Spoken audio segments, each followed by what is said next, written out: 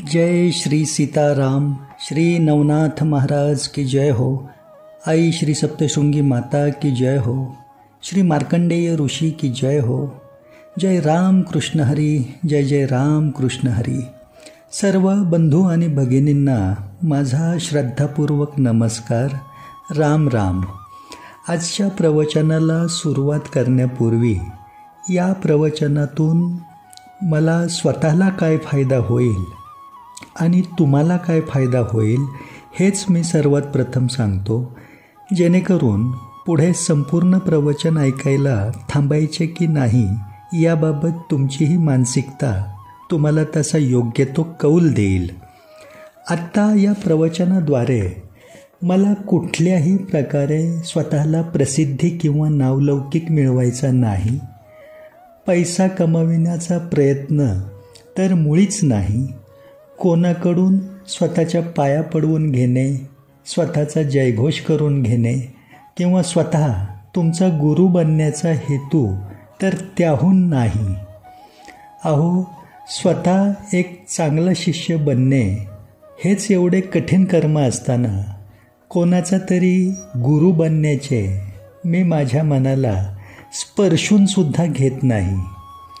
तो मान, ती खरी पात्रता माझ्या गुरुवर्यांची होती, पण आत्ता जरी ते मोक्षप्राप्त अवस्थेत विलीन झालेले असले तरीसुद्धा त्यांचे पाठीमागे देखील मी त्यांचा एक चांगला शिष्य बनून काहीतरी हातून सत्कर्म कसे घडत राहील, जेणेकरून त्यांच्या नजरेत स्वतःचे मला उत्तम शिष्याचे स्थान प्राप्त होईल, याच माफक हेतूने मी या प्रवचनातून तुमच्याप्रती थोडे सेवाकार्य करण्याचा प्रयत्न करतो आहे। यातून मला हाच एक प्रमुख फायदा होईल की मी माझ्या गुरूंच्या गादीला शोभेसं साजेसं असं काहीतरी कर्म करीत असल्याचे थोडेफार समाधान मला मिळेल। मला लाभलेल्या गुरुकृपेच्या शिदोरीने तुमच्या जीवनातील समस्येचे निरसन होण्यामध्ये माझा हा देह जर सत्कारणी लावला तर खऱ्या अर्थाने मी माझ्या गुरूंना काहीतरी गुरुदक्षिणा अर्पण केल्याचे आंतरिक समाधान मला मिळत राहील। हा माझा स्वतःचा फायदा यामध्ये आहे, हे अगदी प्रामाणिकपणे मी सांगू इच्छित आहे। आता हे प्रवचन ऐकल्याने तुम्हाला काय फायदा होईल तेही जरा लक्षपूर्वक ऐका। जर तुमच्या वर्तमान आयुष्यात तुम्ही एखाद्या समस्येने त्रस्त किंवा अस्वस्थ असाल, उदाहरणार्थ सांगायचे झाले तर धनस्थितीबाबतची निराशा, कर्जबाजारीपणाचा त्रास, विवाह लग्न ठरण्यात अडथळा, अपत्य म्हणजे मुलंबाळं होण्यामधील अडथळा, नोकरी व्यवसायातील अपयश किंवा कुटुंबात काही बाहेरची एखादी तंत्रबाधा, काळी जादू करणी, टोना टोटका झाल्याचे काही जाणवत असल्यास तुम्ही खूप काही बरेचसे देवाधर्माचे करूनही अनेक प्रकारचे उपाय तापाय नवस करूनसुद्धा निराशा आणि अस्वस्थता असेल मनामध्ये, त्याचबरोबर दीर्घकाळ म्हणजे बरेच दिवस पूजा आराधना, मंत्रजप, ध्यान धारणा, अनुष्ठान, व्रत वैकल्य, उपास तापास करून देखील अपेक्षित अशी आध्यात्मिक प्रगती तुमची तुम्हाला दिसत नसेल, देवाधर्माचे काही करण्याची इच्छा होत नसेल, त्यामध्ये मन रमत नसेल, मनाला शांती जाणवत नसेल, म्हणजे सतत मनात कोणते ना कोणते काल्पनिक भय, हे असे झाले तर काय होईल, तसे झाले तर काय होईल, किंवा जे घडू नये असे वाटते तेच नेमके मनाविरुद्ध इच्छेविरुद्ध घडत राहते वारंवार, कसल्याच प्रकारची मनाला शांतता नाही, किंवा देवाधर्माप्रती विश्वासार्हताच मनातून निघून जाणे, देवधर्म दानधर्म या सर्व बाबत थट्टामस्करी करावीशी वाटणे, त्याची टर उडवावीशी वाटणे, त्याला कमी महत्त्व देणे, असे मनात विचार येत राहणे, किंवा हे असं देवधर्माचं करून काही कुठे होत असतं का, तसं करून काही मिळत असतं का, अशी अपूर्ण विचारधारा मनामध्ये घर करून राहणे. जे काही आहे ते स्वतःच्या कर्मानेच होत असते, कर्म केल्यानेच घडत असते, हे असं मनात येतं आणि त्यामुळे दैवी कृपाच मन नाकारू लागतं. हे सगळं करत असताना मग कोणीतरी भगवद्गीतेचं सारच डोळ्यासमोर ठेवतं. श्रीकृष्णाने भगवद्गीतेमध्ये सांगितलं आहे की कर्म करा, फळाची अपेक्षा ठेवू नका. त्यामुळे फक्त कर्म करत राहण्याला प्राधान्य द्यायचं. कारण या जन्मामध्ये, या आयुष्यात, वर्तमानात लाभलेला जन्म हा कर्मप्रधान असल्याने फक्त कर्मच केलं पाहिजे, फळाची अपेक्षा न ठेवता, याच्यावर विश्वास ठेवून सुद्धा जगत असताना उलट पक्षी एक भाग विसरला जातो. तो म्हणजे मुळात श्रीकृष्णाने भगवद्गीतेमध्ये जे सार सांगितलं आहे त्याचा अर्थ हा खरा आणि परिपूर्ण सखोल असा आहे की कर्म करणे तुमच्या हाती आहे, त्या कर्माचा मिळणारा अधिकार तुमच्या हाती नाही. म्हणजेच काय की आम्ही कर्म करू शकतो, पण त्या कर्माचं फळ नेमकं आपल्याला काय मिळेल हे भगवत कृपा ठरवते, असा भावार्थ त्याच्या मागे आहे. आणि प्रत्येक कर्म हे फळाची अपेक्षा ठेवूनच केलं जातं. फळाची अपेक्षा न ठेवता केलं गेलेलं कर्मसुद्धा व्यर्थ ठरतं. हे सत्य विसरता कामा नये. आणि नेमकी याच वैचारिक घालमेलीत मनाची कोंडी आणि कुचंबना करून घेत आयुष्य जगत असताना सतत अपयश आणि नैराश्य वाट्याला येत राहणे, ही समस्या समजा जाणवत असली, किंवा जिथे देवधर्म, दानधर्म या बाबतीत काही धन खर्ची करण्याचा मुद्दा येतो, तिथे मनात खूप खोलवर विचार मन करू लागतं आणि ते करण्यापासून स्वतःला दूर ठेवतं, वंचित ठेवतं. परंतु आनंदोत्सव कुठल्याही प्रकारचा, कुठलेही निमित्त साधून साजरा करण्यामध्ये कुठल्याही प्रकारचा विचार न करता स्वतःकडून निरर्थक स्वरूपात मोठ्या प्रमाणात स्वतःच्या धनाचा खर्च होत राहणे. त्या खर्ची होणाऱ्या धनामध्ये जवळ पुरेसं धन नसेल तर त्याबाबतचे ऋण काढून, कर्ज काढून तो आनंदोत्सव साजरा करूशी वाटणे. मग तो स्वतःचा वाढदिवस असेल, लग्नाचा वाढदिवस असेल, नवीन मराठी वर्षाचा आरंभ असू देत, इंग्रजी वर्षानुसार नवीन वर्ष चालू होता असू देत, किंवा कुठल्याही प्रकारचा विवाह सोहळा असू देत, आनंदोत्सवाला फक्त कुठलं तरी निमित्त हेरून मोठ्या प्रमाणात कुठलाही विचार न करता धन खर्च करूशी वाटणे. त्यातून जो आनंद मिळवायचा असतो, अपेक्षित असतो, तो पूर्ण समाधान न देणारा समोर येतो. त्याला तो आनंदोत्सव साजरा करते वेळीच काहीतरी गालबोट लागतं दुःखाचं, किंवा जरी तो आनंदोत्सव साजरा झाला यशस्वीरित्या तरी त्यातूनच पुढे दीर्घकाळ त्रास देणारं काहीतरी दुःख प्रकट होतं. हे सगळं जर असं आयुष्यामध्ये घडत असेल की नाही, तर त्या सर्व प्रकारच्या प्राक्तनाच्या दूषित पार्श्वभूमीमध्ये नेमकं आपल्याकडून काय करायचं राहत आहे, आपण नेमकं काय केलं पाहिजे, याची तर वाट तुम्हाला या प्रवचनातून सापडणार आहेच आहे. पण एरवी मनामध्ये तुलनात्मक नजरेतून जे काही मनात सूर तुमचे प्रकट होत असतात की नाही, की आता अमुक एखादा व्यक्ती काही देवधर्माचं करत नाही तरीसुद्धा त्याच्याकडे वैभव संपन्नता धान्य सगळं भरभरून धनाढ्य स्थितीचा आस्वाद घेताना तो दिसतो आहे. मग देवधर्म करणं कितपत गरजेचं आहे? प्रश्न असा आहे की कोण कुठल्या प्रकारचे देवधर्माची काही कर्म करतात किंवा त्यांनी काय केलेलं असतं हे सगळं तुम्हाला दिसत नाही, समजलं नाही म्हणजे त्यांनी केलं नाही असं होत नाही.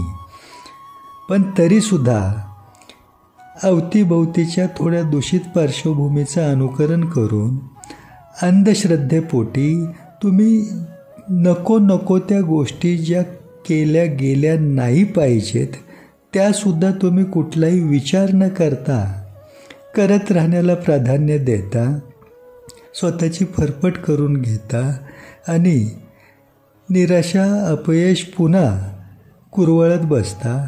असं जेव्हा जाणवत असतं की नाही तुम्हाला आयुष्यामध्ये, तेव्हा तुम्ही नेमके कुठे कमी पडत आहात आणि तुम्हाला अपेक्षित असलेल्या इच्छापूर्तीसाठी ध्येयपूर्तीसाठी तुम्ही काय करणे गरजेचे आहे खऱ्या अर्थाने याबाबतचे आत्तापर्यंत तुम्हाला ठाऊक नसलेले मोठे रहस्य सविस्तर स्वरूपात या प्रवचनातून ऐकायला मिळेल आणि तुम्हाला हवा असलेला आनंद कसा प्राप्त करून घ्यायचा तोही यशस्वीरित्या याची अचूक व गरजेची वाट तुम्हाला सापडेल.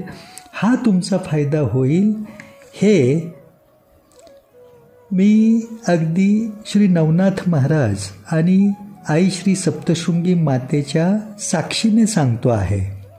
कारण सध्याच्या कलियुगामध्ये या भूतलावर या धरतीवर आपल्या सर्वांप्रमाणेच ते सुद्धा येथेच वास्तव्याला आहेत. श्री नवनाथ महाराज अदृश्य स्वरूपात येथेच भ्रमंती करून लोककल्याण अखंडित करीत आहेत आणि श्री सप्तशृंगी माता तर राहिलाच सप्तशृंगगडावर आहे नाशिकमध्ये आपल्या महाराष्ट्र राज्यात. बाकीच्या बहुतांशी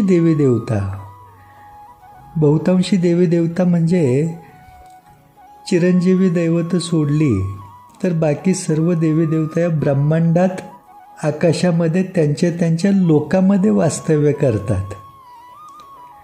त्यामुळेच सप्तशृंगी देवीचा कृपा चमत्कार लवकर अनुभवायस येतो हे सत्य आहे. असो, या प्रवचनातून मला स्वतःला काय फायदा होणार आहे आणि त्याचबरोबर तुम्हाला काय व कसा फायदा होणार आहे हे मी प्रवचन सुरू करण्यापूर्वीच स्पष्ट केलेले आहे. आता कोणाकडून काहीही मोफत विनामोबदला घ्यावयाचे नसते हा सृष्टीचक्राचा सिद्धांत गुरुकृपेने मी उत्तम प्रकारे जाणतो आहे. अगदी आपल्याला जिवंत राहण्यासाठी लागणारा प्राणवायूसुद्धा सृष्टीतील हवेमधून आपण जेव्हा श्वसनाद्वारे शोषून घेतो की नाही तेव्हा त्याच्या मोबदल्यात आपल्यालाही लगेच आपल्या शरीरातील श्वास पुन्हा बाहेर सृष्टीला अर्पण करावा लागतो. हे मी जाणून आहे. त्यामुळे आत्ता या प्रवचनाचे समयी मी तुमचा वेळ जरी घेत असलो तरी तो मोफत न घेता त्याच्या मोबदल्यात मला माझ्या गुरुकृपेने लाभलेले तुमचे संपूर्ण हित साधून देणारे रहस्यमयी सार सांगणार आहे. यामध्ये अतिशयोक्ती ठरणार नाही एवढे मी आवर्जून सांगू इच्छितो आहे. आत्ता या क्षणी समजा तुमचा आणि माझा काही परिचय जरी नसला किंवा आपण एकमेकांना प्रत्यक्ष ओळखत जरी नसलो तरी आजच्या प्रवचनाच्या निमित्ताने आपण एकमेकांना जे भेटत आहोत की नाही याचा आपल्या गतजन्माशी विशिष्ट विश्वासार्हतेचा संबंध असणे निश्चित आहे. कारण तुमच्याशी माझा स्वतःचा परिचय नसताना देखील तुमचे कल्याण सर्वांगीण स्तरावर व्हावे अशी सद्भावना माझ्या मनात येणे आणि गुरुकृपेने मला लाभलेल्या शिदोरीच्या साह्याने माझ्या हातून हे सत्कर्म घटित होत असताना तुमच्या आयुष्यातील या वळणावर तुम्ही आत्ता माझ्या समोर असणे, अप्रत्यक्षपणे येणे, आपण एकमेकांसोबतच वर्तमान जीवनात या पृथ्वीवरचे, धर्तीवरचे रहिवासी बनणे, यांमधून आपली एकमेकांसोबत आपल्या मागील जन्मांची नाळ जोडलेली असल्याचे प्रकर्षाने सिद्ध होत आहे. त्यामुळे मी तुमच्या ओळखीचा किंवा परिचयाचा आहे वा नाही हा मुद्दा येथे अगदीच गौण स्वरूपाचा आहे. असो, पुढे आता संपूर्ण प्रवचन आपापल्या आवश्यकतेनुसार लक्षपूर्वक ऐका आणि स्वतःचे हित साधून घेण्याचा, नीट ऐका, स्वतःचे हित साधून घेण्याचा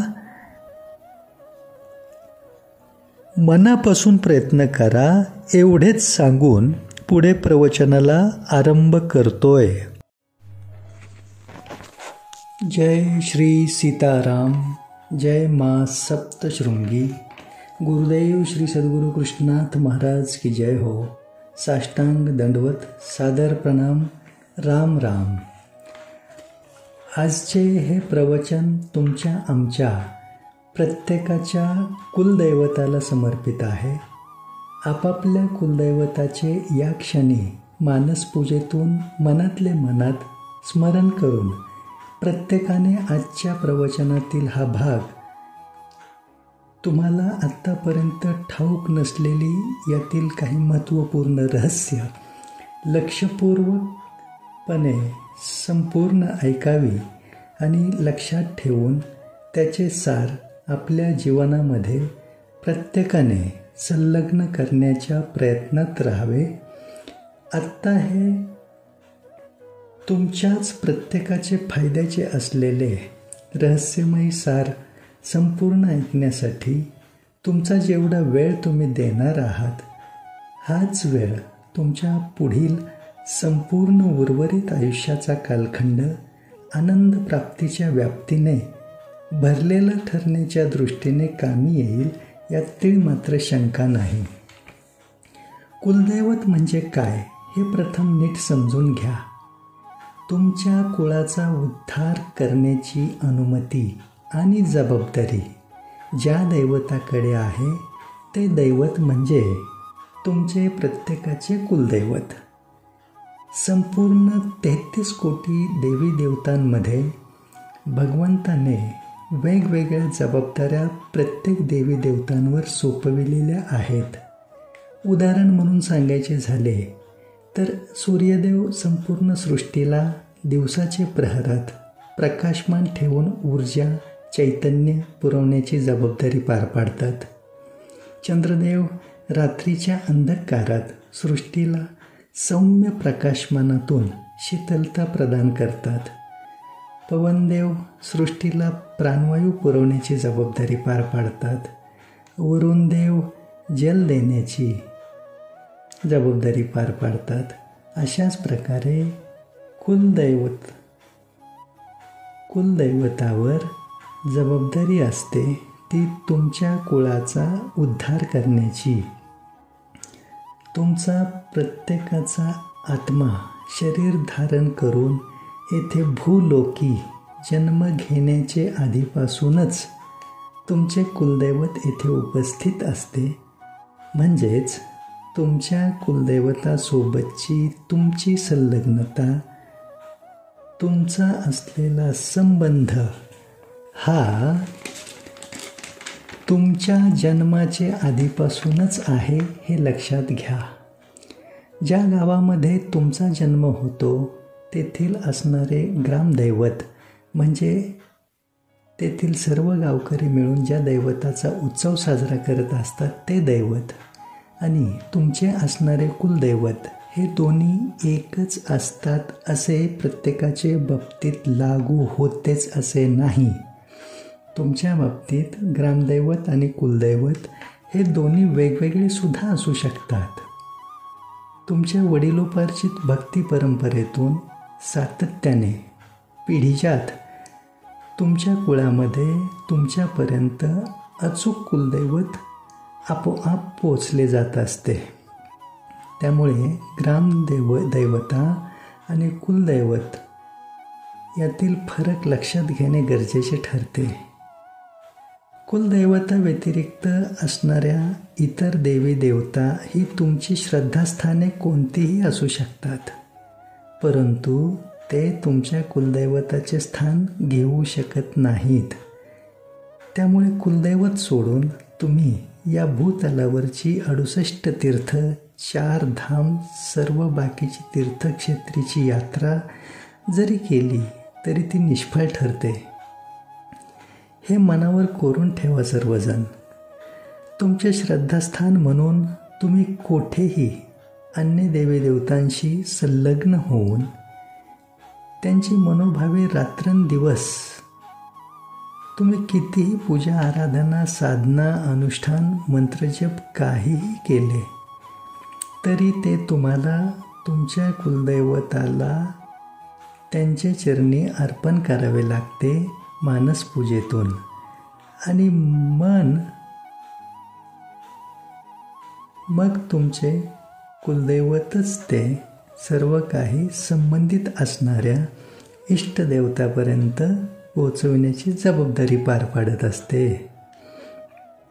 म्हणजे कुलदैवताशिवाय दुसरीकडे तुम्ही तुमची श्रद्धा थेट स्वतःच पोचवू शकत नाही हे तुमच्या लक्षात आले असेलच. उलटपक्षी बाकीचे काहीही तुमच्या हातून हो ना हो, पण कुलदैवत सदैव तुम्ही प्रसन्न ठेवणे आणि प्रसन्न ठेवण्यासाठी प्रयत्न केलेत तरी तुमच्या जीवनात तुम्ही आनंदाची अनुभूती भरभरून घेत राहाल यात शंकाच नाही काही. कुलदैवत हे तुमच्या आमच्यासाठीच अतिमहत्त्वाचे आणि अत्यावश्यक आहे असे नाही. आपले बजरंगबली, हनुमान, एकमेव रामदूत असणारे चिरंजीवी दैवत त्यांचे कुलदैवताशिवाय पान हलत नाही. कसे ते लक्षपूर्वक ऐका. उदाहरण म्हणून थोडे संक्षिप्त स्वरूपातच सांगतो, कारण रामायणातील दृष्टांत सविस्तर सांगायला वेळ वाढेल आणि महत्त्वाचा आपल्याला कुलदेवीचे महात्म्याशी निगडीत बाजूला वेळ कमी पडेल म्हणून. असो, रावणाने सीतामातेला कपटनीतीद्वारे पळवून नेल्याच्या नंतर सीतामातेचा शोध घेण्याच्या प्रवासात मध्ये ज्यावेळी मोठा जलाशय समुद्र आडवा आला तेव्हा संबंधित सर्वांमध्ये मोठे प्रश्नचिन्ह निर्माण होऊन बसले. त्यावेळी सुग्रीव महाराजांनी बजरंगबलींना म्हणजे हनुमानजींना सुचवले की तुमच्याकडे उड्डाणविद्या जन्मताच आहे, त्यामुळे तुम्ही हवेत उड्डाण करून या वाटेतील हा समुद्र सहजपणे ओलांडून जाऊ शकता. मग त्याप्रमाणे हनुमानजींनी हवेत उड्डाण करण्याचा प्रयत्न करण्यास सुरुवात केली, पण काही केले हवेत उड्डाण करण्यात त्यांना यशच येईना. त्यावेळी तेथे त्यांच्यासोबत असलेले सर्वजण आश्चर्यचकित झाले. स्वतः बजरंगबलीसुद्धा चिंताग्रस्त झाले. त्यांना त्यांचे नेमके काय आणि कुठे चुकते आहे हेच समजेना. तेव्हा जांबुवंत महाराज त्यांच्याजवळ गेले आणि त्यांनी बजरंगबलींना विचारले की तुम्ही श्री गणेशाचे स्मरण केले का? हनुमानजींनी हो केले म्हणून सांगितले. मग विचारले मातापित्याचे स्मरण केले का? तर हनुमान म्हणाले केले आहे. पुढे जांबुवंतांनी विचारले कुलदैवताचे स्मरण तुम्ही केले आहे का? तेव्हा मात्र हनुमानजींचा चेहरा ओशाळला. त्यांनी हात जोडून जांबुवंतांची माफी मागितली आणि म्हणाले माझ्याकडून तेच नेमके मी विसरलो होतो. त्यापुढे मग बजरंगबलींनी त्यांचे कुलदैवत असणाऱ्या वरुण देवांचे स्मरण करून हवेत उड्डाण करण्याचा जेव्हा प्रयत्न केला तेव्हाच ते सहजपणे हवेतून उड्डाण करून वाटेतील तो समुद्राचा अडथळा पार करून तो समुद्र ओलांडून जाण्यामध्ये यशस्वी होऊ शकले. सांगण्याचे तात्पर्य काय, जर बजरंगबली सुद्धा कुलदैवताशिवाय यशस्वी होऊ शकत नसतील तर तुम्ही आम्ही तर कोणीच नाही. त्यामुळे तुमचे श्रद्धास्थान म्हणून अन्य इष्टदैवत कोणतेही असले तरी कुलदैवतच अतिमहत्त्वाचे आहे हे ध्यानात ठेवूनच आयुष्य जगणे गरजेचे आहे. ही बाब प्रत्येकाने विचारात घेतली पाहिजे. आता तुम्ही म्हणाल, दादा जर फक्त आपले कुलदैवतच अतिमहत्त्वाचे आहे म्हणून तुम्ही सांगत आहात, मग आपण बाकीचे देवी देवतांचे जे काही करतो त्याचा उपयोगच होत नाही का? मनातील या शंकेचे निरसन म्हणून इतकेच स्मरणात ठेवायचे की श्रद्धापूर्ण भक्तिभावाने अन्य सर्व आपल्याला प्रिय असलेल्या देवी देवतांचे सर्व काही करा, पण ते आपल्या कुलदैवताचे चरणी समर्पण भावातून अर्पण करा. तरच ते संबंधित इष्टदैवतापर्यंत पोचेल आणि त्यांचे सुद्धा आशीर्वाद, विशिष्ट कृपा तुम्हाला लाभत राहील आणि ती कृपा, तो आशीर्वादसुद्धा तुम्हाला तुमच्या कुलदैवतामार्फतच तुमच्यापर्यंत सहजपणे पोहोचेल. मात्र अट एकच आहे, ती म्हणजे सर्वप्रथम तुम्ही तुमच्या कुलदैवताला प्रसन्न ठेवण्यासाठी प्रयत्नशील राहणे गरजेचे आहे. तसे पाहायला गेले तर तुमच्या कुलदैवताशिवाय असणाऱ्या प्रत्येक देवी देवतांमध्ये सुद्धा तुमचा उद्धार करण्याचे सामर्थ्य आहेच. कमकुवत कोणीच नाही, परंतु ती अनुमती आणि जबाबदारी केवळ तुमच्या कुलदैवताकडेच भगवंताने दिलेली आहे, सोपविलेली आहे. याचा केव्हाच विसर पडू द्यायचा नाही. आता आपण अत्यंत गंभीर स्वरूपाच्या रहस्याकडे वळूयात. मला भेटणाऱ्या बहुतांशी व्यक्तींचा सूर मला असा निदर्शनास येत असतो की त्यांचे म्हणणे असते, दादा आम्ही आमच्या कुलदैवताचे खूप काही करतो.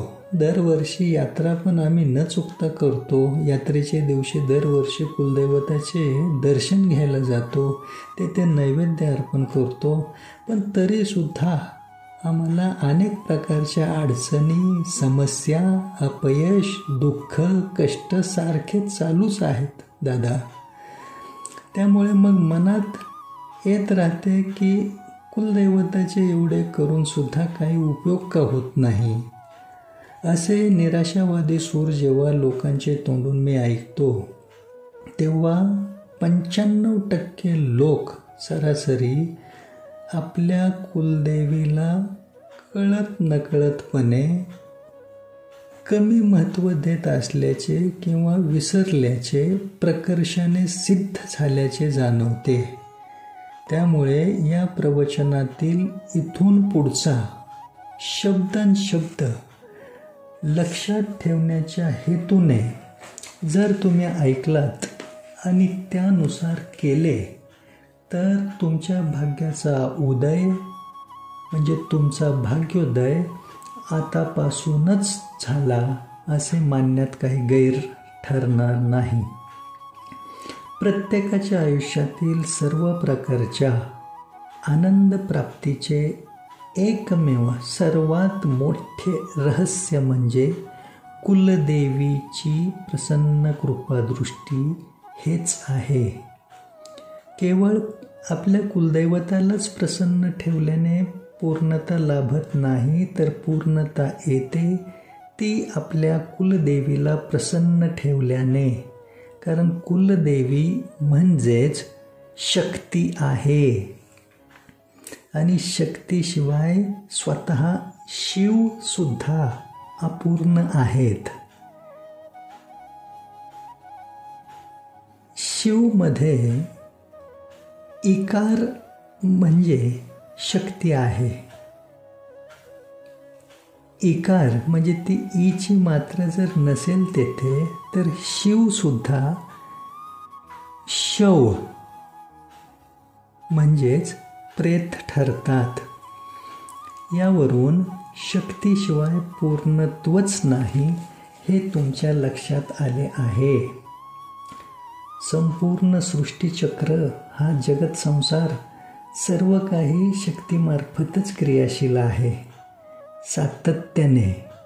कारण ही सृष्टी उत्पत्ती होण्याआधी प्राकट्य झाले ते आदिशक्तीचेच. हा उगम प्रत्येकाने केव्हाच विसरता कामा नये. आणि प्रत्येकाची कुलदेवी ही आदिशक्तीचेच अंशात्मक स्वरूप आहे हे प्रत्येकाने आपापल्या मनावर कोरूनच ठेवले पाहिजे. आणि प्रत्येकासाठी सर्व प्रकारच्या आनंद प्राप्तीसाठी तेच अतिगरजेचे आहे. आता प्रत्येकाची कुलदेवी ही आदिशक्तीचे अंशात्मक स्वरूप कसे ते नीट समजून घ्या. ज्यावेळी आदिशक्तीचे प्राकट्य झाले त्यावेळी तिने तेथे उपस्थित असलेल्या ब्रह्मदेव, विष्णुदेव आणि महेशदेव म्हणजेच महादेव या तिघांना शक्ती अंश विभागून प्रदान केला. तो अशा प्रकारे की ब्रह्मदेवांना श्री महासरस्वती, विष्णुदेवांना श्री महालक्ष्मी आणि महेशदेवांना श्री महाकाली असे तिघांनाही शक्ती अंशाने पूर्णत्व बहाल केले. पुढे याच तिन्ही शक्तींच्या स्त्रोतामधून अंशात्मक स्वरूपात अन्य देवी रूपांची उत्पत्ती होत गेली व त्या देवी रूपातीलच कोणी एक देवी कोणाची न कोणाची कुलदेवी बनलेली आहे. अगदी सोप्या आणि सुटसुटीत शब्दात तुम्हाला याची फोड करून सांगितली. आता याच आदिशक्तीचे निर्गुण निराकार असे सर्वव्याप्त स्वरूप म्हणजे दुर्गा माता, जिचे प्राकट्य नवदुर्गा स्वरूपात 9 रूपातले आहे हे तुम्ही जाणता आहातच. या ब्रह्मांडामध्ये दुर्गा माता जेथे राहते तिचे ते लोक म्हणजे मणिद्वीप. जसे शिवबाबांचे शिवलोक, विष्णुदेवांचे विष्णुलोक म्हणजे वैकुंठ लोक, गणपती बाप्पांचे गणेश लोक, तसे दुर्गा मातेचे लोक म्हणजे मणिद्वीप हे आहे. परंतु आपल्या सर्वांसोबतच या भूलोकामध्ये याच धर्तीवर राहत असलेले आदिशक्तीचे सगुण साकार स्वरूप म्हणजे आपली श्री सप्तशृंगी देवी आहे. आणि ही सप्तशृंगी माता आपल्यासोबतच या भूतलावर राहते. कोठे तर सप्तशृंगगडावर नाशिकमधील वणी येथे आपल्या महाराष्ट्र राज्यात. तेथे मातेचे जे शक्तिपीठ आहे ते स्वयंभू स्वरूपात आणि 18 हातांच्या प्रचंड रूपात 8 फूट उंचीच्या अस्तित्वात आहे. असे एकमेव शक्तिपीठ आहे जे देवीच्या 51 शक्तिपीठांमध्ये सर्वांगीण स्तरावर अद्भुत चमत्कारांनी वलयांकित असलेले, या भूलोकाला लाभलेले सर्वात मोठे वरदान आहे. ही सप्तशृंगी देवी सप्तशृंगगडावरच राहते. तिचे लोक म्हणजे हे भूलोकच आहे. कारण तिचे मंदिर भाविकांना दर्शनासाठी जेवढा वेळ उघडे ठेवले जाते तेवढा वेळ ती सप्तशृंगी माता गाभाऱ्यामध्ये दर्शनार्थींना आशीर्वादाचा लाभ देण्याकरिता हजर असते. आणि रात्रीचे प्रहरी गडावरील जेथे जलगुफा आहे तेथे ती विश्रांतीसाठी जाते. त्यामुळे मातेची ती विश्राम गुफा सुद्धा सप्तशृंग गडावरच आहे. त्यामुळे तुमचे आमचे भाग्य अतिशय थोर आहे. एवढी महान देवी म्हणजे मोठ्या आईसाहेब म्हणजे बडी माता रानी आपल्या प्रांतात आपल्यासोबत राहिला आहे आणि तिचा आपल्या सर्वांच्या प्रत्येकाच्या कुलदेवीशी कसा घनिष्ठ संबंध आहे ते आता नीट जाणून घ्या. श्री मोठ्या आईसाहेबांचा उदे उदे. श्री बडी माता रानी की जय हो. श्री सप्तशृंगी माता की जय हो. तुम्हा सर्वांना केव्हा न केव्हा तरी देवीची आरती म्हणताना किंवा ऐकताना महिषासूर मर्दिनी हे नाम आढळले असेलच. हे महिषासूर मर्दिनी नाम ज्या देवी अवताराचे आहे ती देवी म्हणजेच आपली श्री सप्तशृंगी देवी आहे. महिषासूर नावाचा अत्यंत बलशाली असा राक्षस आसूर असा सामर्थ्यवान होता की त्याने त्याच्या तपोबलाचे सामर्थ्याने ब्रह्मदेवांना प्रसन्न करून घेतले होते आणि त्याने ब्रह्मदेवांकडून असे वरदान प्राप्त करून घेतले होते की देव दानव दैत्य यांपैकी कोणीच त्याचा अंत करू शकणार नाही. आणि याच वरदान प्राप्तीच्या बळावर त्याने या भूलोकी क्रूरपणाचा उच्छाद मांडला होता. त्यावेळी सर्व देवसुद्धा चिंताग्रस्त झाले आणि देवादी देव महादेवांकडे गेले सृष्टी संरक्षणाचा मार्ग काढण्यासाठी. तेव्हा महिषासुराकडे असलेले ते वरदान विचारात घेऊन महादेवांनी ब्रह्मदेव आणि विष्णुदेव यांच्यासोबत चर्चा केली व तिघांची शक्ती एकत्र करून महाशक्ती निर्माण करण्याचे ठरविले. त्यानुसार महादेवांची शक्ती म्हणजे श्री महाकाली, ब्रह्मदेवांची शक्ती म्हणजे श्री महासरस्वती आणि विष्णुदेवांची शक्ती म्हणजे श्री महालक्ष्मी या तिन्ही शक्तींचा एकत्रित संगम करून प्रचंड महाशक्ती स्वरूप उत्पन्न झाले. 18 हातांनी युक्त असलेले हे प्रचंड महाशक्ती स्वरूप आणि त्या शक्तिरूपाला महादेवांनी त्यांचे त्रिशूल, विष्णुदेवांनी त्यांचे सुदर्शन चक्र अशा प्रकारे 18 प्रमुख देवतांनी त्यांची प्रमुख अस्त्रशस्त्र प्रदान केली. त्यामध्ये यमदेवांनी सुद्धा त्यांच्याकडील अस्त्र मातेच्या त्या स्वरूपाला प्रदान केले. हा प्रचंड महाशक्तीचा महासंगम भूलोकी अवतरित झाला आणि तो 7 शिखरांच्या पर्वतांमध्ये प्रकट झाला.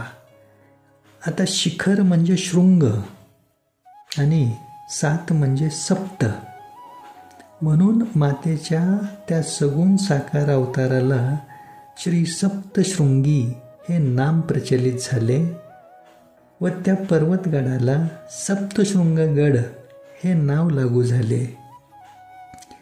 तेथेच श्री सप्तशृंगी देवीने महिषासूर राक्षसाचे शिर कापून त्याचा वध केला. त्यामुळे श्री सप्तशृंगी देवीला महिषासूर मर्दिनी हे नाम प्राप्त झाले.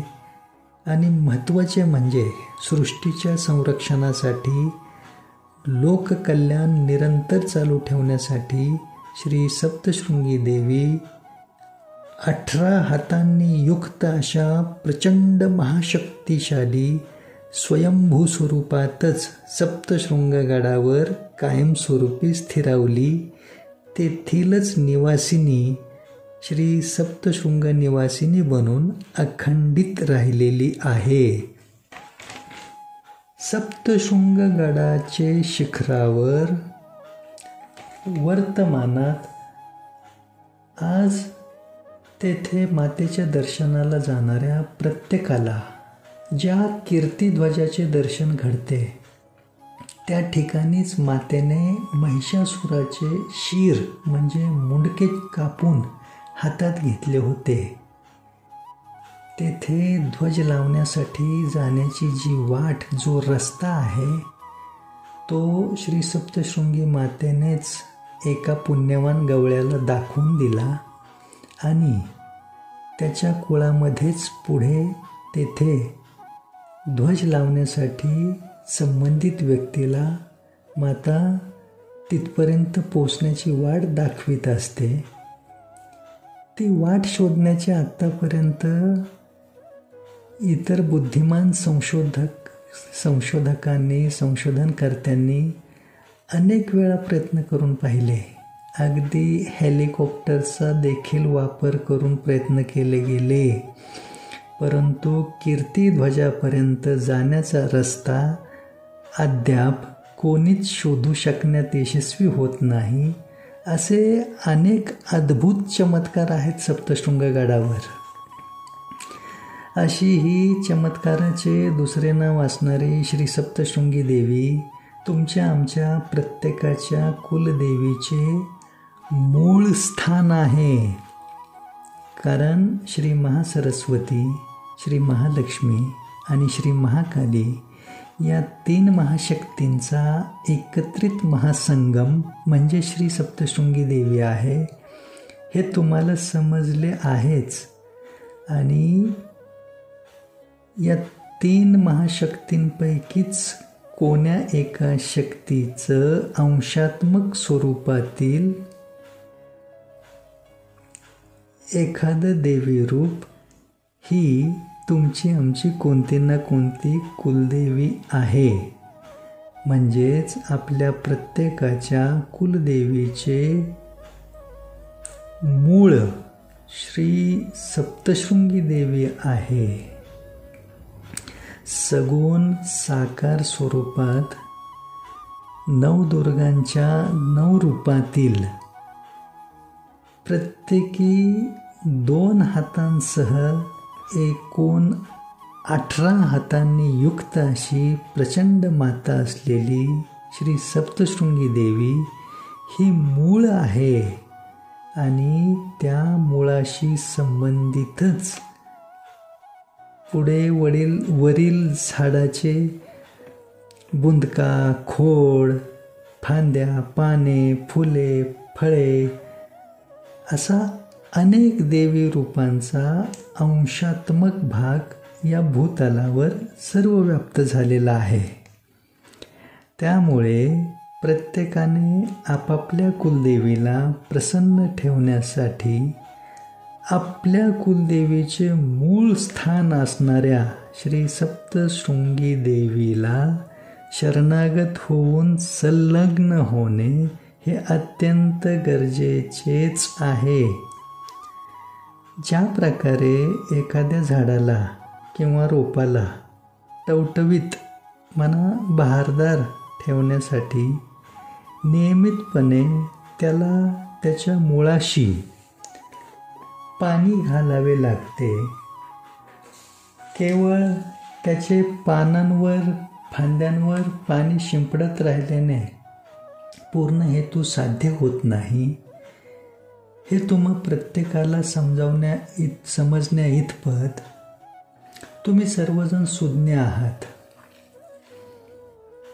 त्यामुळे आपल्या कुलदेवीची अखंड प्रसन्न कृपादृष्टी लाभत राहण्याकरता आपण आपल्या प्रत्येकाच्या कुलदेवीचे मूळ स्थान असलेल्या श्री सप्तशृंगी देवीची सेवा म्हणून काही ना काहीतरी करीत राहणे गरजेचे आहे.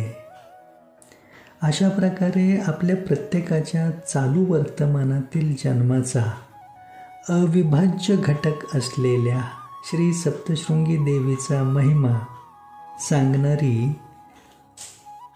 अनेक रहस्य श्री सप्तशृंगी चालिसा पठन करताना, वाचताना किंवा ऐकताना आपल्याला समजतात. पण त्याचबरोबर आपली कुलदेवी आपल्यावर विशेष प्रसन्न कृपादृष्टीसुद्धा ठेवते. त्यामुळे श्री सप्तशृंगी चालिसा प्रत्येकाने नियमित वाचली पाहिजे आणि त्यासोबत श्री रामनाम चालिसासुद्धा वाचली पाहिजे. कारण रामनामाशी आदिशक्तीचा घनिष्ठ संबंध आहे. आदिशक्तीच्या ललाटी म्हणजे कपाळावर राम नाम लिहिलेले आहे. आणि विशेष म्हणजे या दोन्ही चालिसा दररोज वाचण्यासाठी केवळ 10 मिनिटांचा वेळ द्यावा लागतो, जास्त नाही. श्री नवनाथ महाराजांची कुलदेवी असलेली श्री सप्तशृंगी देवी तुम्हांपैकी कोणाची कुलदेवी असेल तर मात्र तुम्ही विशेष भाग्यवान आहात बरं का. मी श्री शहाजी ढेंगळे नावाचा व्यक्ती आता या प्रवचनातून श्री सप्तशृंगी मातेचे रहस्य जरी सांगत असलो तरी माझी स्वतःची कुलदेवी श्री लक्ष्मी आई आहे हे मी आवर्जून येथे सांगू इच्छित आहे. कारण मी स्वतः माझ्या कुलदेवीचे मूळ असलेल्या श्री सप्तशृंगी देवीची थोडीफार सेवा हातून घडत राहण्याच्या प्रयत्नात असल्यानेच माझी कुलदेवी श्री लक्ष्मी आईने कृपा केली आणि माझ्या हातून श्री रामनाम चालिसा ही रामनामाची चालिसा लिहिली गेली. त्याचबरोबर श्री सप्तशृंगी चालिसा ही श्री सप्तशृंगी मातेची चालिसासुद्धा लिहिली गेली काही वर्षांपूर्वी. या दोन्ही चालिसांची रचना माझ्या हातून झाली आहे हे मी स्वतःच्या मोठेपणाबाबत सांगू इच्छित नाही, तर आपण आपल्या कुलदेवीच्या मुळाशी संलग्न झाल्यानेच मी अनेकांचे विशेष मार्गदर्शन करण्यासाठी कृपापात्र ठरलो. अखंडितपणे लोककल्याणार्थ काहीतरी सत्कर्म करीत राहण्याचे सौभाग्य मला लाभले. श्री नवनाथ महाराजांचे आशीर्वाद, गुरुदेव श्री सद्गुरू कृष्णात महाराज गुरूंची कृपा तर आहेच, पण जन्माचे खरे सार्थक पूर्णतः माझे कुलदैवत श्री रघुजी बुवा आणि कुलदेवी श्री लक्ष्मी आई यांचे प्रसन्न कृपादृष्टीनेच साध्य होत आहे. हे प्रामुख्याने स्वतःचेच उदाहरण देऊन मी तुम्हाला सांगू इच्छित आहे अगदी मनापासून. प्रत्येकाला दैवी कृपा सहजतेने लाभत राहावी अशी सदिच्छा मनामध्ये बाळगून मी सातत्याने सेवाकार्य करतोच आहे. परंतु प्रत्येकाला जाऊन भेटणे किंवा प्रत्येकासाठी वेळ देऊन त्यांना भेटायला बोलावणे यालासुद्धा एक विशिष्ट मर्यादा आहे. त्यामुळे श्री सप्तशृंगी चालिसा आणि श्री रामनाम चालिसा या दोन्ही चालिसांची पुस्तके प्रसाद रूपाने प्रत्येकाला घरोघरी पोचविणे, मंदिरांमध्ये वाटप करण्याचा प्रयत्न करीत राहणे, अशा प्रकारचे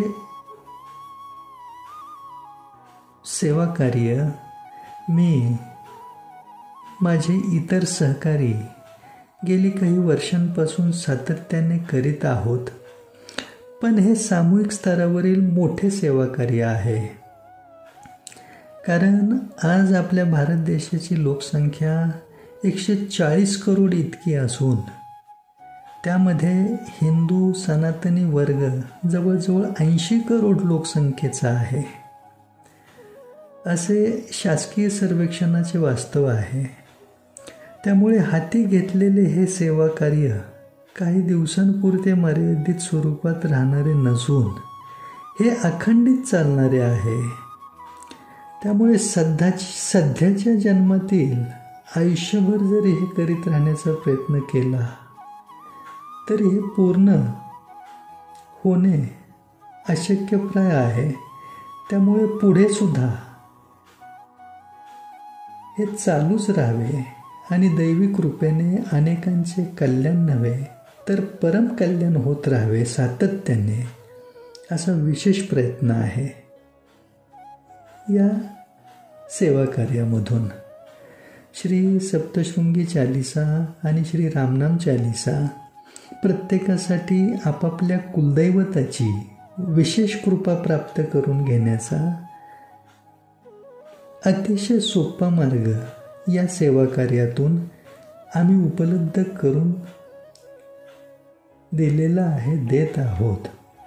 आतापर्यंत लाखो लोकांपर्यंत या दोन्ही चालिसांची पुस्तके प्रसाद रूपाने पोचविण्यात गेल्या काही वर्षांपासून यश लाभत आहे.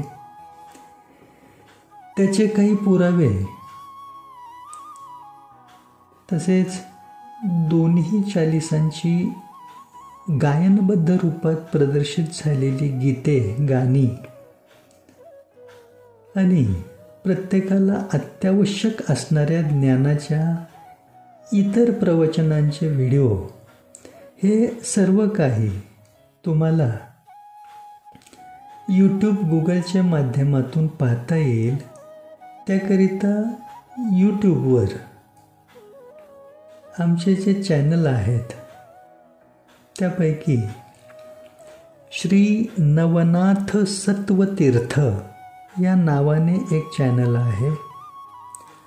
राम नाम महिमा सेवा मंडळ या नावाने दुसरे चॅनल आहे. भक्ती TV 9 या नावाने तिसरे चॅनल आहे. शहाजी ढेंगळे चालिसा रचनाकार या नावाने नवीन चॅनल सुरू केलेले आहे. त्यासोबतच राम नाम महिमा सेवा मंडळ नावाने फेसबुक पेज व इंस्टाग्रामवर सुद्धा तुम्ही पाहिल्याच्या नंतर तुम्हाला एकंदरीत सर्व अंदाज येऊ शकेल. या सेवा कार्याद्वारे श्री रामनाम चालिसा व श्री सप्तशृंगी चालिसा ही दोन्ही पुस्तके छापण्याकरिता प्रिंटिंगचा खर्च, पोस्टल सर्व्हिसचा, कुरिअर सर्व्हिसचा खर्च, म्हणजे पोस्टाने कुरिअरने दूरवर वितरण करण्यासाठी लागणारा खर्च, विविध मंदिरांमधून भक्तगणांमध्ये वाटप करताना यात्रा खर्च, प्रवास खर्च इत्यादी अशा अनेक प्रकारच्या खर्चाकरिता सातत्याने आम्हाला आर्थिक स्तरावर पाठबळाची आवश्यकता भासते. दोन्ही चालिसांची पुस्तक विक्री करून तो जो मार्ग आहे तो उपलब्ध करून अशा धर्मकार्याचे आणि सेवा कार्याचे व्यावसायीकरण हातून होऊ नये अशी सद्भावना ठेवून हे सेवा कार्य करीत आहोत. त्यामुळे या प्रवचनाच्या माध्यमातून मी आपणास नम्र विनंती करू इच्छितो आहे की आपणही आपापल्या कुलदेवीच्या सेवेचा एक भाग समजून आपापल्या आर्थिक क्षमतेनुसार आपणास जेवढे शक्य होईल त्या प्रमाणात तुम्ही आता स्क्रीनवर पाहत असलेल्या बँक खात्यावर अवश्य आर्थिक सहकार्य पाठवण्याचा प्रयत्न करावा.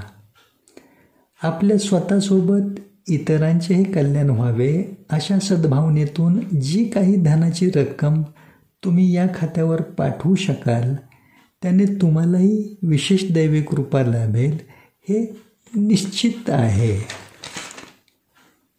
हे सेवा कार्य अखंडित करीत राहण्यामागे वैयक्तिक कीर्ती, ख्याती, प्रसिद्धी मिळवण्याचा हेतू बिलकुल नाही किंवा अशा प्रकारे व्यवसाय किंवा अर्थार्जन करणे हे छुपे उद्दिष्ट त्याहून नाही. कारण अशा मलिन सरणीच्या विचाराने जर मी हे सेवा कार्य करण्याचे मनात ठरवून बसलो असतो तर श्री सप्तशृंगी मातेने या सेवा कार्याचा उगम असलेल्या श्री रामनाम चालिसा आणि श्री सप्तशृंगी चालिसा या दोन्ही चालिसा ज्या कधी काळी या भूतलावर अस्तित्वातच नव्हत्या, त्या दोन्ही रचना माझ्या हातून करवून घेतल्याच नसत्या. त्यामुळे पुढील आत्तापर्यंतचा हा एवढ्या दीर्घ कालखंडाचा सेवा कार्याचा प्रवास देखील होऊ शकला नसता, हे तुम्हालाही समजू शकते आहे. आजपर्यंत देवीची 51 शक्तिपीठं, 12 ज्योतिर्लिंग, अष्टविनायक, 11 मारुती मंदिरं, भारतातील जवळजवळ सर्व प्रमुख तीर्थक्षेत्र, केदारनाथ असो किंवा 144 वर्षांनंतर आलेला प्रयागराज येथील त्रिवेणी संगमावरचा पूर्ण महाकुंभमेळा उत्तर प्रदेशमधला, तेथे सुद्धा या दोन्ही चालिसा प्रसाद रूपाने भरभरून वितरित करणे यशस्वी होऊ शकले. प्रिंटिंग खर्च, डाक सेवेचा खर्च, कुरिअर सेवा, यात्रा प्रवास खर्च अशा अनेक खर्चांसह घरोघरी दोन्ही चालिसा मागणाऱ्या इच्छुक भाविकांना त्यांच्या पत्त्यांवर घरपोच पाठविताना, मंदिरांमध्ये वाटप करताना कुलदेवी हा एकच शब्द स्मरणात ठेवून सेवा कार्य योग्य समाधानात अखंडित जरी चाललेले असले तरी कमी वेळेत जास्तीत जास्त लोकांना कसे लाभान्वित करता येईल असाच विशेष प्रयत्न करीत आहोत आम्ही. केवळ श्री सप्तशृंगी मातेच्या दर्शनाला नाशिकमध्ये सप्तशृंग गडावर रोजचे 1.5-2 लाख भाविक येतात. अयोध्या येथील श्री राम जन्मभूमीतील श्रीरामांचे जे मंदिर आहे त्या मंदिरामध्ये रोजचे 3-4 लाख भाविक येत असतात. अशा मंदिरांमध्ये जरी दोन्ही चालिसांची पुस्तके प्रसाद रूपाने वाटायची म्हटलं तरी मोठी खर्चिक बाजू आहे. त्यामुळे तुम्ही पाठवलेली आर्थिक सहकार्याची मदत चांगल्याच कामी येणार आहे. या सेवा कार्यामध्ये दान स्वरूपात काही रक्कम तुम्हाला स्क्रीनवर दिसत असलेल्या खात्यावर पाठवून देताना या आपल्या पैशाचे पुढे काय होईल असा प्रश्न जेव्हा मनात येईल की नाही, तेव्हा इतकेच स्मरणात असू द्या की कुलदेवीच्या सेवेद्वारे ही रक्कम दान करीत आहोत, डोनेट करीत आहोत. म्हणजे याचा गैरवापर करणाऱ्याला शिक्षा द्यायला, त्याच्यावर लक्ष ठेवायला अन्य दुसरे तिसरे कोणी नसून खुद्द शक्ती आहे, जिच्या क्रोधाने महिषासुरासारख्या वरदानप्राप्त जीवाचे सुद्धा मुंडके शिर छाटले गेले. असो, सर्वात महत्त्वाचे म्हणजे तुम्हा सर्व बंधू भगिनींना माझी अशी नम्र विनंती आहे की कोणत्याही कारणास्तव जरी तुम्ही या सेवा कार्यासाठी काही रक्कम पाठवू शकला नाहीत तरी हरकत नाही. त्याबद्दल मनामध्ये कुठल्या प्रकारची अस्वस्थता ठेवण्याचे कारण नाही.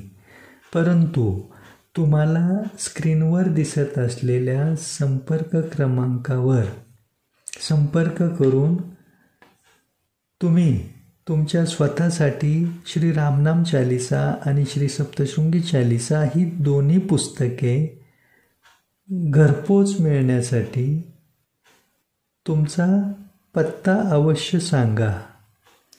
दोन्ही पुस्तके प्रसाद रूपाने तुम्हाला अवश्य मिळतील. त्याचे नियमित वाचन करा. फक्त 10 मिनिटे लागतात त्यासाठी. त्याने तुमची कुलदेवी तुमच्यावर अखंड प्रसन्न राहीलच आणि तुम्हाला सर्व प्रकारचा आनंदसुद्धा तिच्या कृपेने लाभत राहील, यात तीळ मात्र शंका नाही. आता एक मुद्दा विशेष करून तुम्हाला सांगूशी वाटतो आहे, तो असा की हे प्रवचन तुम्हाला पुन्हा जसा वेळ मिळेल तसा तुमच्या वेळेच्या अनुकूलतेनुसार वारंवार अनेकदा ऐकण्याचा प्रयत्न करा. कारण आपल्या मेंदूला ज्या प्रकारे स्मरणात ठेवण्याचा भाग आहे, त्याचप्रमाणे विस्मरण होण्याचा, विसर पडण्याचा देखील भाग आहे. त्याचबरोबर पुन्हा पुन्हा ऐकताना नवविधा भक्तीच्या 9 प्रकारातील श्रवण भक्ती केल्याचे विशेष पुण्यफळ लाभते आणि आपल्याला न समजलेल्या काही बाबी सुद्धा पुन्हा व्यवस्थित संपूर्णपणे लक्षात येतात. मी माझे आजचे हे प्रवचन आपल्या सर्वांच्या, प्रत्येकाच्या, सर्व कुलदेवींच्या चरणी श्रद्धापूर्वक भक्तिभावाने अर्पण करतो आहे व तुम्हालाही हात जोडून नम्र विनंती करतो आहे की आपण सुद्धा इतर सर्वांच्या कुलदेवींचा आदरपूर्वक सन्मान ठेवून हा प्रवचनाचा व्हिडिओ इतर सर्वांसोबत शेअर करीत राहण्याचा अवश्य प्रयत्न करावा. अगोदर स्वतःचे भले झाल्याच्या नंतर मग जगाच्या भल्याचे पाहू, असा संकुचित विचार अज्ञानापोटी मनात न ठेवता या प्रवचनाचा लाभ जास्तीत जास्त लोकांपर्यंत पोचविण्याचा नक्की प्रयत्न करा. त्याने आपण आपल्या कुलदेवीला विशेष प्रिय ठरतो.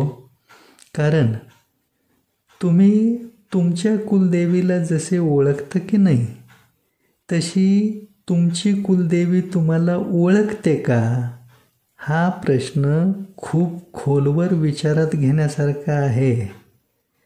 त्यामुळे तुमच्या कुलदेवीने तुम्हाला ओळखण्या इतपत तिच्यासोबत घनिष्ठ ओळख वाढवण्यासाठी प्रत्येकानेच विशेष असे कर्म करीत राहणे गरजेचे आहे. हे तुम्हाला समजेल अशा सोप्या सरळ भाषा शैलीतील आजचे प्रवचन जर खरोखरीच लाभदायक व गरजेचे वाटले असेल तर या व्हिडिओला लाईक आणि शेअर करा, चॅनलला सबस्क्राईब करा व आपल्या कुलदेवी प्रित्यर्थ सेवाभाव म्हणून या सेवा कार्याच्या वाटचालीमध्ये स्क्रीनवर दिसत असलेल्या बँक खात्यावर आपापल्या आर्थिक क्षमतेनुसार जमेल तेवढी रक्कम आर्थिक सहकार्य म्हणून, मदत म्हणून, दान म्हणून, डोनेट स्वरूपात अवश्य पाठवण्याचा प्रयत्न करा. शुभम भवतु. जय श्री सीताराम. श्री मोठ्या आईसाहेबांचा उदे उदे. श्री बडी माता रानी की जय हो. श्री सप्तशृंगी माता की जय हो. जय माँ सप्तशृंगी. आई सप्तशृंगी माता की जय हो.